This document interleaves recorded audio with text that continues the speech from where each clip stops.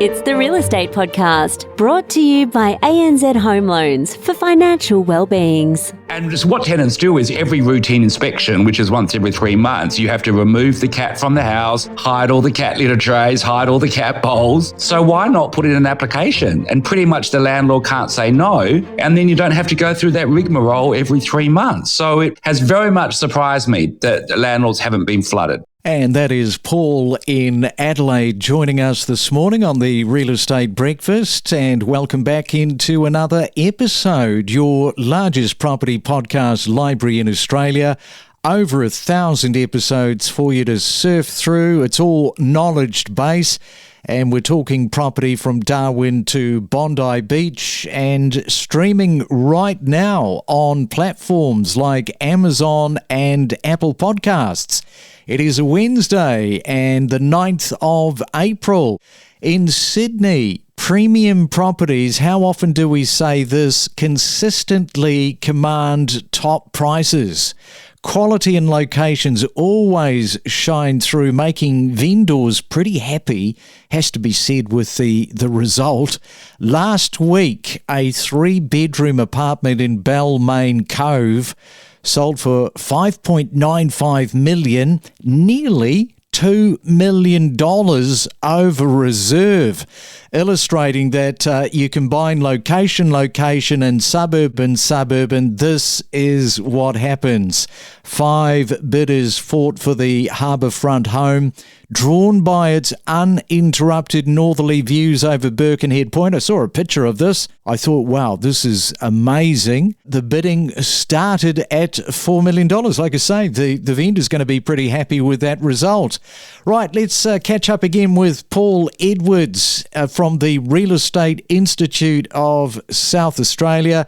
Good morning, Paul. Welcome into the Real Estate Breakfast. I guess, like me, you're not going to be bidding on any property starting at a $4 million bid point. Don't I wish? Exactly right. Now, you're in South Australia there from the Real Estate Institute. Tell us a little bit about your organisations for those that don't know. Sure. We're the peak industry association for real estate professionals here in South Australia. So sales reps, agents, property managers, auctioneers, and we represent about 2,000 of them. And basically our role is pretty much to do with training, membership, advocacy. We work closely with government to do submissions and legislation issues and that sort of thing. You handle the auctioneers as well? We do. Auctions aren't really huge in South Australia like they are in the eastern states, though. So I think they only account for about 9 to 10% of our sales down here.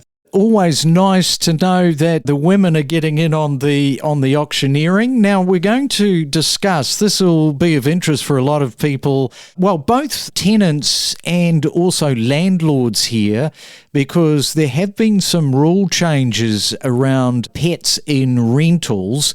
It is good news for tenants because if you're thinking about getting a pet, landlords can't just say no now without giving a valid reason anymore. So tell us a little bit about that rule change. Yes, that's correct. It came in on the 1st of July last year. We were fully expecting it, and it was basically bringing us into line with all the other states around Australia. But pretty much now, if a tenant is living in a property and wants to have a pet, they can put in an application to the landlord, and the landlord can only say no under specific grounds that are listed in the legislation. All right, so tell us when a situation can grant a landlord to refuse a pet. What happens then? Sure. There are certain grounds such as keeping the pet would exceed a reasonable number of pets in the property or that the premises weren't suitable. So if you had a tenant who wanted a German Shepherd in a 1-bedroom masonette without any garden, then the landlord would be able to say no because the property is simply not suitable for that type of animal. But pretty much they really do have to say yes. And if somebody wanted a cat, they would pretty much have to say yes. There would be no ground for saying no to a cat. So what has been taking place since this rule change has happened in terms of you guys policing good behaviour by the landlords? Yeah, we don't police. That's done by Consumer and Business Services. They're the government regulators for real estate down here. It was actually quite surprising when this happened on the 1st of July because I thought, landlords will get swamped with thousands and thousands of pet applications because the statistics of tenants having secret pets is quite high, but the number of applications wasn't really coming in. So I suspect that actually most tenants are still hanging on to their secret pets and not putting in applications. I think we all know of these people that have got the pets, and it's like an automatic response. Oh, here's the question, have I got pets? Yes, I have, but no goes on the form. Which is absolutely crazy because if you've now got a cat, and just what tenants do is every routine inspection, which is once every 3 months, you have to remove the cat from the house, hide all the cat litter trays, hide all the cat bowls. So why not put in an application? And pretty much the landlord can't say no, and then you don't have to go through that rigmarole every 3 months. So it has very much surprised me that landlords haven't been flooded. What about good behaviour from landlords? Like, is there a bit of an education piece here with this piece of change as far as making it easier for tenants to have pets? Do you have to send that information out? No, we don't. Consumer Business Services do have some great fact sheets on their website, which basically talk about, why having a pet is actually great for a landlord-tenant relationship. Because if you've got a tenant with a pet and the pet's happy, you're more likely to be a long-term tenant, as just so long as the tenant is a responsible pet owner. But I think landlords are actually pretty good with this. We do get calls from landlords saying, this is unfair, this is my property, I should be allowed to do what I like. Probably the vast majority of landlords have just accepted it as a reality. And as long as the tenant is aware that they're responsible for any damage caused by the pet, then I think that landlords are okay. The rule change here is to the advantage of the tenant. You just said that you've heard from landlords that say, well, this is unfair because it's my property, I should be able to do what I want, which indicates that they're not going to choose somebody that has got a pet, plain and simple. Oh, no, you can still refuse somebody before they go into a property for a pet. These laws are for when the tenant is actually in the property. So they can't refuse. So unfortunately, what tenants are probably going to do is that if they've got a dog, they're going to say on the application that they don't have a dog. They're going to move into the property with the dog, then put in an application the next day. All right, Paul, well, we'll leave it there. It's always good to know for particularly our South Australian listeners and what is happening there. Thanks for joining us this morning on the Real Estate Breakfast. My pleasure. Remember, we are not a real estate company. We are 100% all about increasing your awareness and knowledge for buying and selling properties. And since we're talking about these suburbs, let's grab your biggest standout suburb in Australia for 2024. What would that be? So I'm now talking about a suburb that started to come through fairly quietly, but I think has much more to come yet, because I think that's important. It's easy enough to look around the country and to pinpoint the standout suburbs. I own property in a couple of the Adelaide ones where prior to 2024, they'd been fairly quiet, and I gained $150,000 in value in a very short period of time in them. And that includes the northern suburbs in the less desirable part of Adelaide, up and around the Elizabeth Market, and certainly down the southern suburbs in the Onkaparinga Shire. Those suburbs did exceptionally well and are very standout. Over to Perth, we've got those suburbs also down in the southern suburbs, the more affordable areas that went from a $350,000 house to a $500,000 house in 12 months. And if you're thinking percentage increase, if you have a $350,000 house that goes up by $150,000, that's a significant increase in its intrinsic value over maybe $1 million house that goes to 1.2. So there are a couple of the standout areas, but one of the very quiet areas that has come through that has been up and down over the past 10 years is actually Townsville. Townsville. We're starting to see a big culture change in Townsville.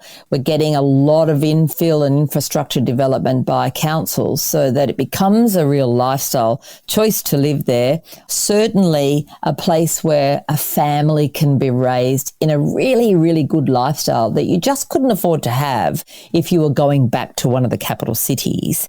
And there are a number of areas within Townsville that seem to be more favoured by others, including Castle Hill. Alligator Creek, interestingly enough, I'm pretty confident that there's probably no alligators in Alligator Creek, but there could be, and Bowley Plains. So they're the kinds of areas that people are starting to look in and really getting a great sense of community, lots of services for families, but also that lifestyle is coming into Townsville as well. Each week, we bring you in-depth real estate discussions, including inspiring stories from homeowners, knowledgeable real estate professionals and economists. Whether you're a buyer, seller, or just a real estate enthusiast, we are your ultimate property podcast. And right now it is time for another property tip as we take you to Sydney. Recently we were talking to Angelo Boras from Richardson and Wrench in Potts Point, and you've got a property tip for everybody.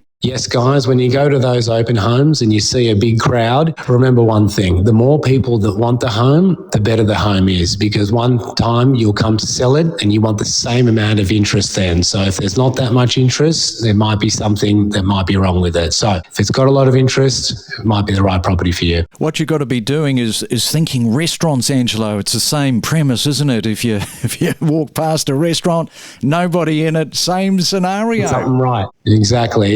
I've seen people overpay for things and then only years later I'm selling it for them and they're making money on it and some. So, good property, you can't really go too wrong. Listen to in-depth discussions with industry leaders on investing options, understanding different suburbs with insider perspectives and exclusive tips. One of the best things we ever did was becoming involved in a villa in Mercatello sul Matiro in Italy. They're talking about this 1/8. Is it the same as fractional ownership? I guess this is more of a larger chunk. Look, fractional ownership is the same thing. Basically, co-ownership, syndicated ownership just indicates that you are an owner. In our circumstance, you are an owner on the title. Other side of the competition, I guess, is people looking to downsize. So I've been to a few inspections. You sort of gauge the sort of people that are there. So then, sort of like a independent sort of woman in her 30s, it's a little bit harder, I think.